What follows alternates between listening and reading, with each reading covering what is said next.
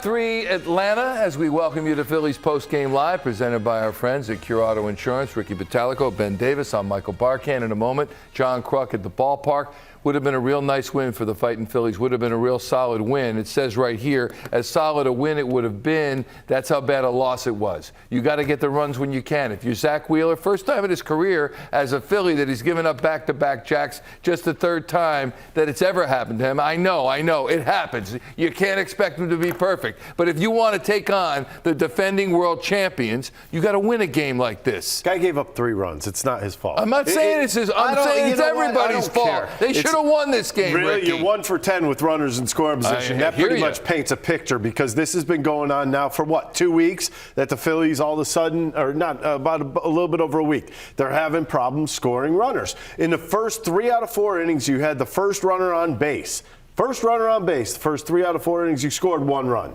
You got to be able to. Ben was talking in pregame about being able to play small ball. They did not play small ball tonight at all. This was a bad flashback. Yeah. Is what it was offensively for the Phillies. You have to show up. You have to be able to play against good teams. Well, this was your chance to prove it. They didn't prove it tonight. Yeah, they got what? Schwarber, Castellanos, Real Muto. These guys are current all-stars. They're reigning all-stars. Didi's twice been in the MVP conversation. Number 1 overall pick in Mickey Moniak. I understand that. I'm just saying these guys have some pedigree, Ben. Yeah, I look at it as they lost 1 game. I know you guys are upset about it. I am too, but they got outplayed tonight. They did not play a crisp game. Obviously, the runners in scoring position, like Ricky said, was not good, 1 for 10.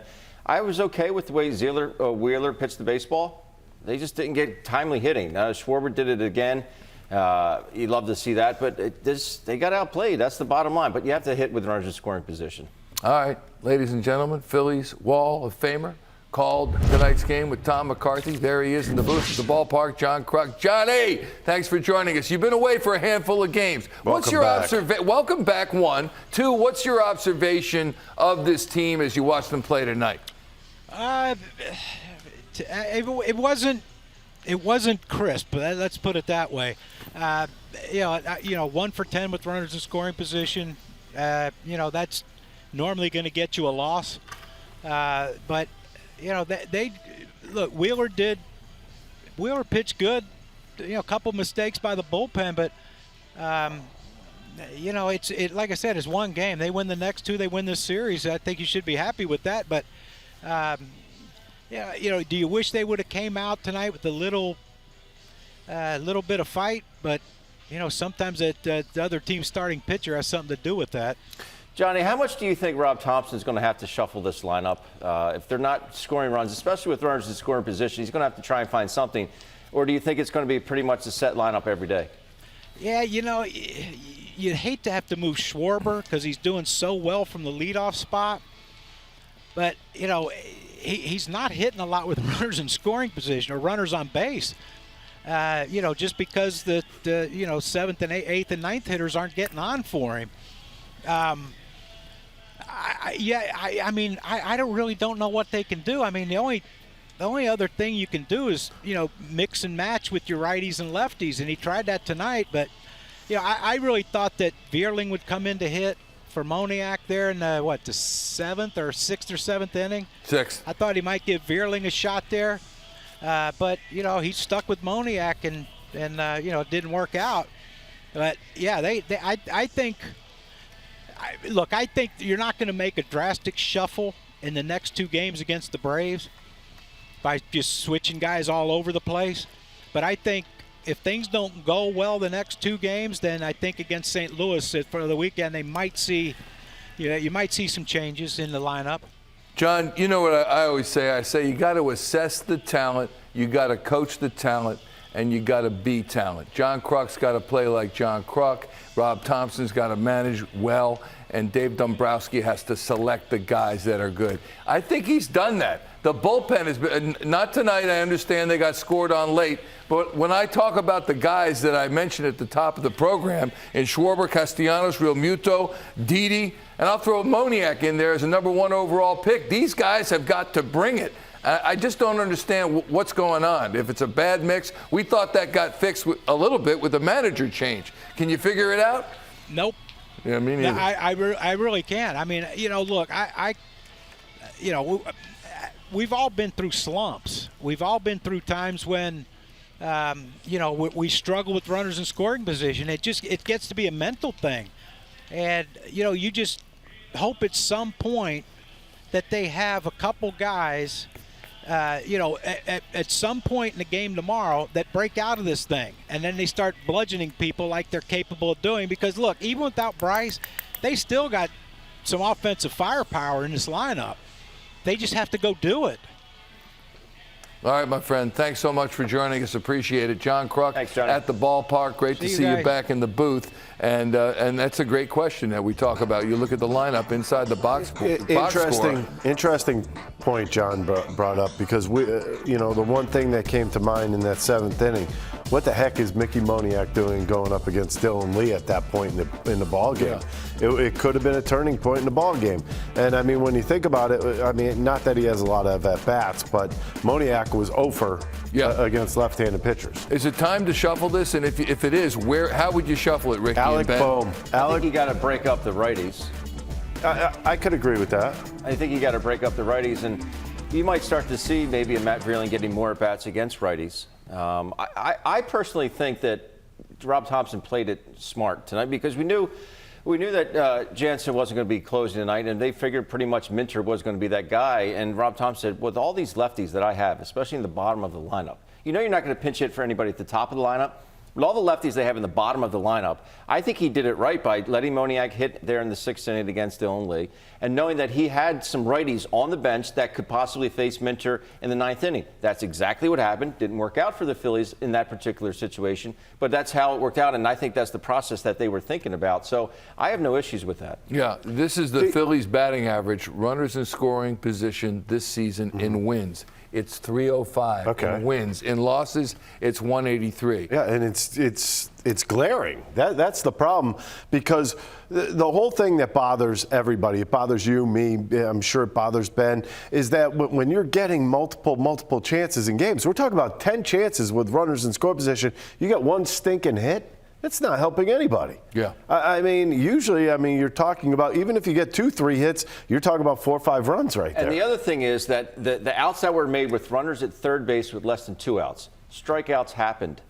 That can't happen. We saw Odubel, and I forget what, in the 7th inning or 6th, whatever inning it was, he hit a little lousy ground ball to second base, got the run in for the second run of the ball game, and then Schwarber came up and tied up with that home run. These balls have to be put in play. I know it's easier said than done. Some of these guys coming out of the bullpens these days are nasty. I get that. But find a way to shorten up and just hit one of those measly ground balls. It produces runs. I'm not saying you have to get a hit, but if you can get that RBI without striking out, that's going to be key moving forward. Goodness knows that's what the Braves did to the Phillies tonight in their bullpen. You know what I wouldn't mind seeing? How about moving up Alec Bohm to maybe even possible a leadoff spot for a little while? You mess with Schwarber? Well, he's hitting 263. Schwarber's hitting some home runs. Maybe get somebody on base. For Schwarber, I know it's only once. I know it's only once in a ball game, but if you can jump out to a lead early on in the 1st inning, I'd be more than happy with that. Maybe interim manager Rob Thomson will address Ricky's point. Let's see. Here he is post-game in the clubhouse. I thought we had really good at-bats and drove his pitch count up, but just couldn't push him across when we needed to. Sorry, go ahead. Now that 3rd inning, that 1st and 2nd line drive play was kind of unusual, but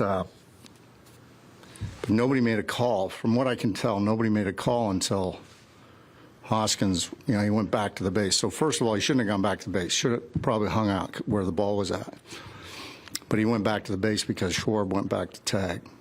But he should have still hung out at first base and given him a shot to get to second. But and so he really didn't know what to do at that point, because he came off the base and it took a while for the umpires to make the call. Did you think about pitching to Moniak in the 6th? We talked about it, but Lee is kind of a reverse split guy, and Moniak's faced him 8 times in his career, and he's 4 for 8 off him. So.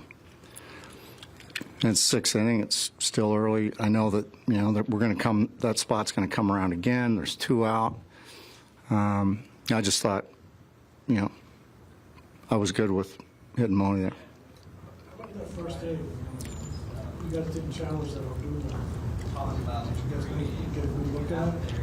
Which one was it? Swinging, it looked like that ball bounced on the third strike. I'm not even sure. Oh, it's not revealed, but we looked at it and we thought that he caught the ball anyway. Oh, you did? Yeah. That's not reviewing it? No. Did you feel like you missed Bryce in the middle there tonight? Because he would have been coming up with, multiple chances at least. Yeah, I mean, I think you feel like you miss Bryce every night, yeah. But we got to get it done. What do you think of Zach Early? Left a couple balls up in the first inning, but then he settled down. He started driving the ball down the zone and moving people off the plate. And I thought as the game went on, his stuff got better. I don't know how many options you have. Do you have to stick with Moniak to really see if he can? I think you have to. Yeah, I think you have to. And I was fine with a matchup. Like Minter or Smith at the end.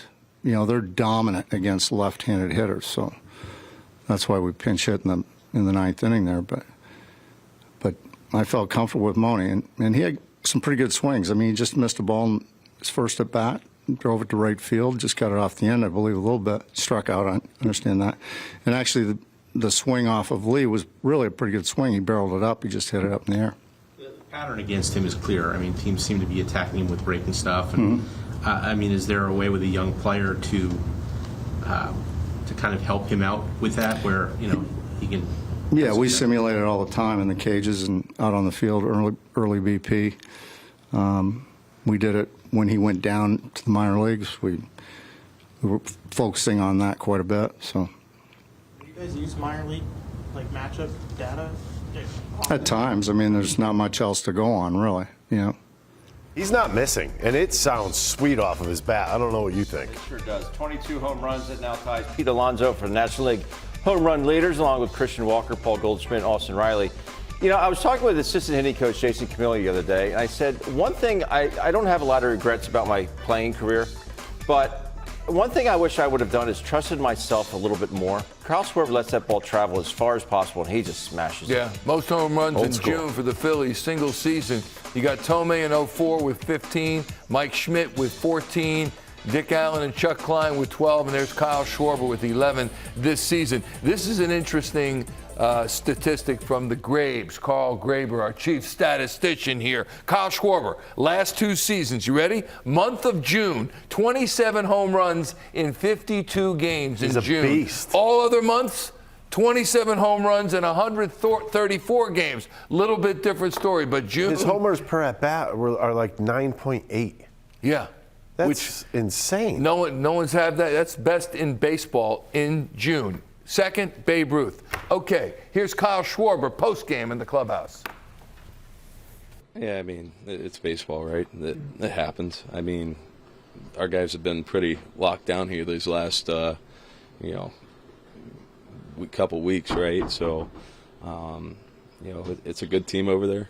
They got good hitters, and they took some good swings and things happen. But I like the way that we all went about it. There was no panic or anything like that. That we were all having the same attitude. If it was 0-0 down or we tied it, things like that. It was we still felt in the game, which is a great thing to feel like, even though you're going up some really good backing guys there.